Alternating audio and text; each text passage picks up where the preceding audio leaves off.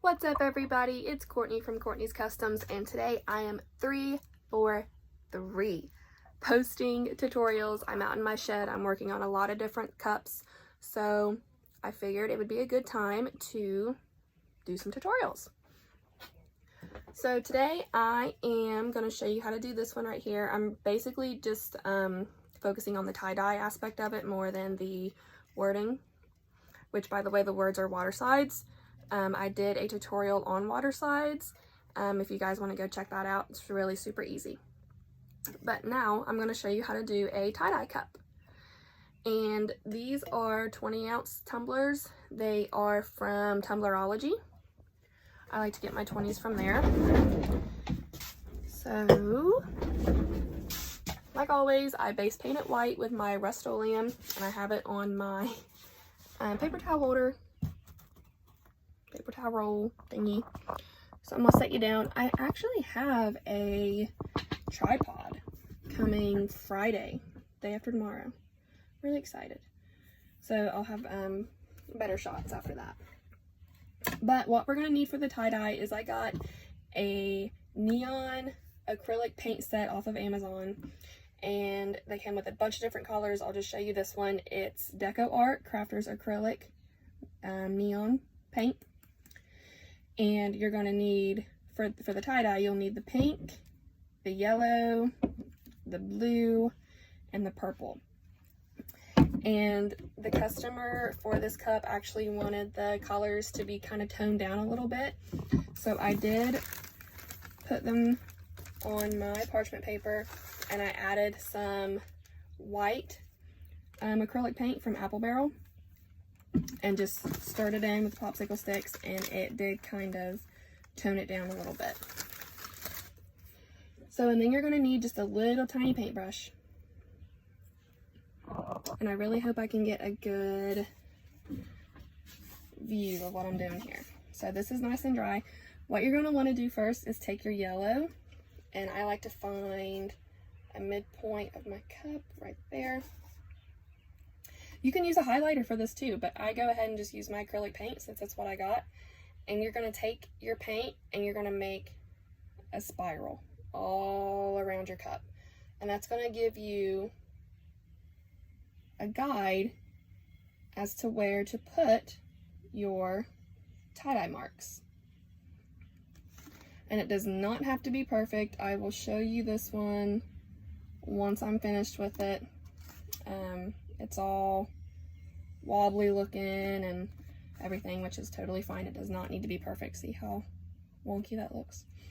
And it's going to go off of your cup, of course, so just come back in and where you think it would have picked up.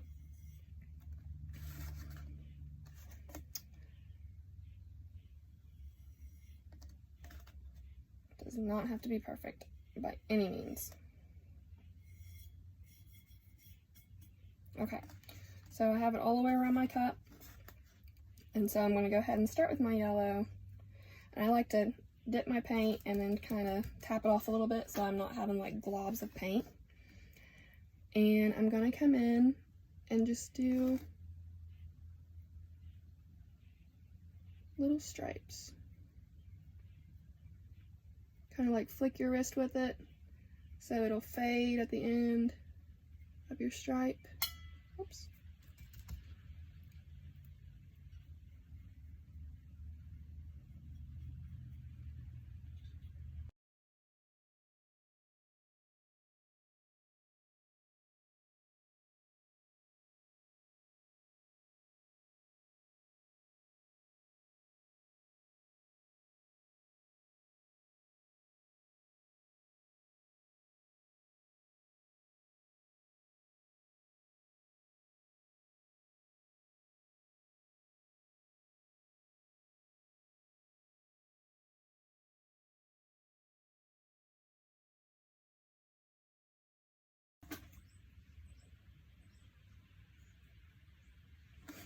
Alright, so now the yellow is all done, and that's what it looks like all the way around.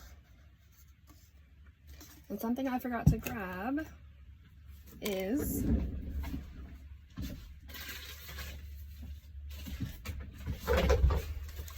baby wipe. These are super cheap. You can get them at Walmart. They're actually Walmart brand. And that's just what I use to wipe the paint off my brush so I can start on my next color. The next color is going to be blue that you're going to start with, because when the blue hits the yellow, it's going to create a green hue.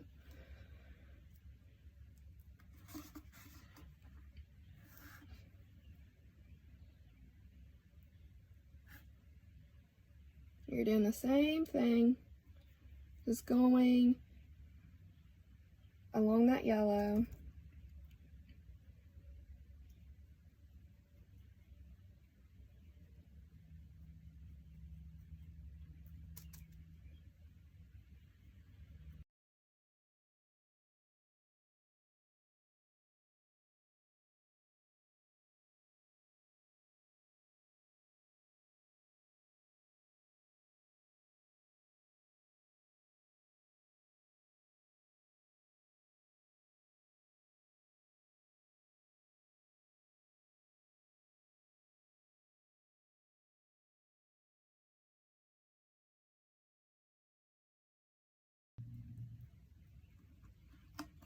All right, now that the blue is done, see the gap, the rest of the white? We're gonna fill that in with the pink, because when the pink hits the blue, it's going to create the purple hue, and when the pink hits the yellow, it's going to make an orange.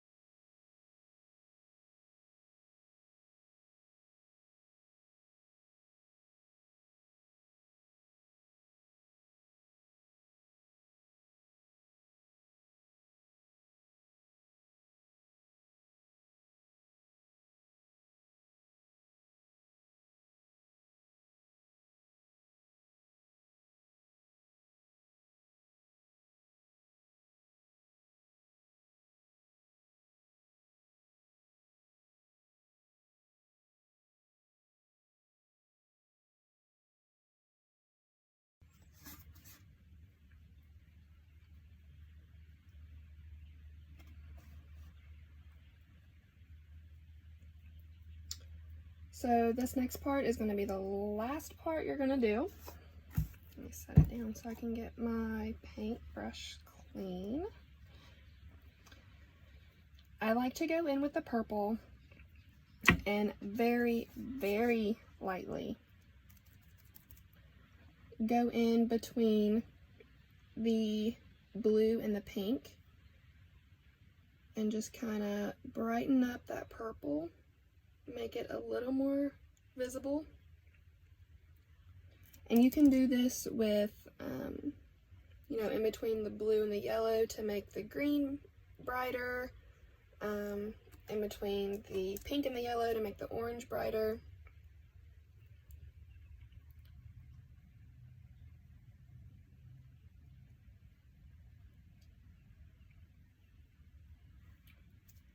I just choose to do it with the purple.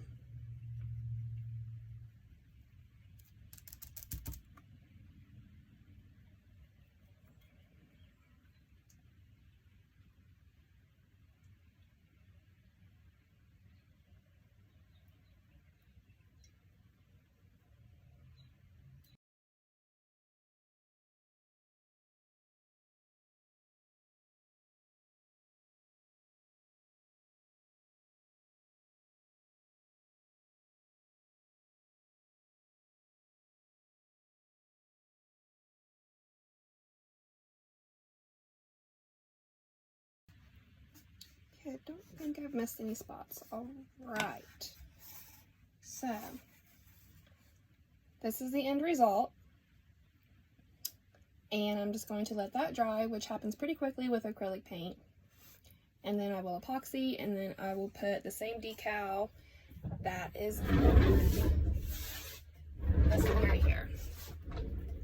which I actually just typed that out myself in the font that I wanted, and then flattened it on Cricut Design Space, which turned it into a print, then print it out, turn it into a water slide, and there you have it.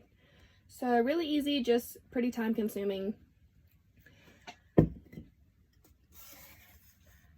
So hopefully my tripod will be in soon so I can get a better view of my videos from here on out. But guys, don't forget to like and subscribe. See you next time. Bye.